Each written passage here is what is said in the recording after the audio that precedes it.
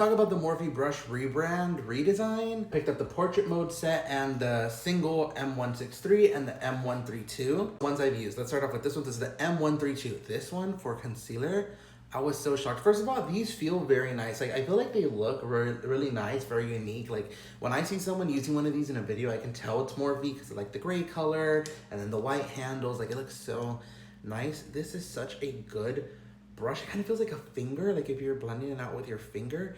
It's so soft, not pokey at all. Like, I'm very surprised that this shape is a little cool too. I was really shocked with this. I used this in my other video, under my eyes. I loved this. M242, this is the cream and liquid bronzer brush. I use this for blush. It kind of has a little bit of like this stippling action there where some hair is a little bit taller than the other. It's like a medium density, not the hardest, but not the softest either. I just went in right here with my blush and it worked. I felt like it worked. I will say this one isn't as, you know, let's say soft as the other one. There is definitely some more prickliness in this one. If anything, that might just be because of the stippling action of it.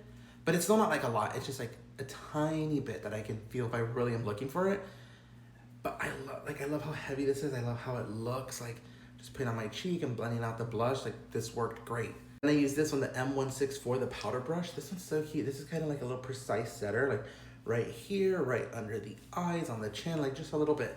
I can also see this for like a light blush application, maybe like highlighter, but I like this for powder. I use my NARS powder. I just put it right under my eyes and it fit right there perfectly. Soft, not poking my eye, set it good, no creasing. Like, it's so teeny. This one, which is a very unique angle in my collection. I don't have anything like this. It's a little bit more dense than what I have, but it's still like thin, kind of like a disc.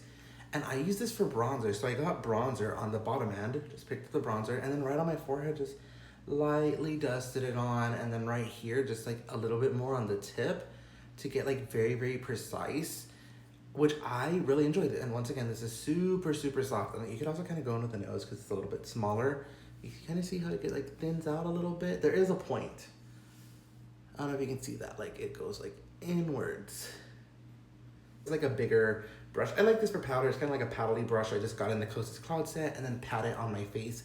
And that's how it works for me. I really like this. I thought this was good. It worked pretty well, especially for a synthetic with powder product. It worked, you know, very, very well. Also for the price, can't be mad at it. I, once again, love the look, love the feel. These are really, really, you know, nice. This one especially is like really heavy, but it felt so soft. Like, I feel like if I used this on someone, they wouldn't be able to tell that it was like 15 bucks. I don't know how much they're retailing for individually, but I think they're all around 15 to 20 for like these bigger ones, and the eye ones get a little bit from like that 6 to 15 range. I haven't used yet because this is a kabuki brush. I don't really use brushes like this, to be honest.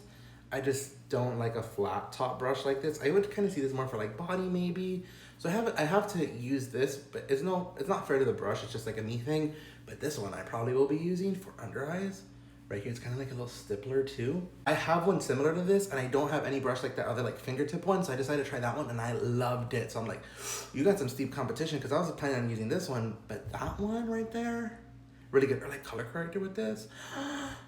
Yes, once again, this one also feels nice. It's an eye brush. Like, it's like a smaller brush, but it still like feels nice and weighted. Like, the handles feel nice. They don't feel cheap, which Morphe brushes sometimes did feel cheap to me. I'm not going to lie. I feel like their curated sets always felt cheaper than their originals. I don't know if they stopped selling their original Pharaoh and the natural hair. They better not have, because those are really, really good for the price. Like, to get natural hair brushes for that price are really good. Are they the best natural hair brushes in the world? No, but they're a very accessible point for people. Many people's first introduction to, you know, natural hair. Brushes outside of that, like their special little collections, like a beach collection, whatever it was, I felt like those always felt cheaper, and you could tell they felt cheaper. I have like some gold ones that I got for holiday like a while ago, and they're synthetic, and the quality just wasn't like as good as the regular Morphe brushes. That makes sense. They're still good and fine, but I'm talking about like the handle felt cheaper. You know, overall you could just tell it was like a cheaper product.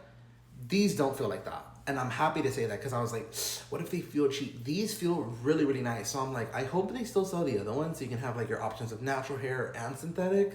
To spend $30 on 5 brushes, or to spend, you know, like 15 and 15, people, that's a little bit more accessible, and people might do that, especially if you go pick it up in store. So I think these are really, really good.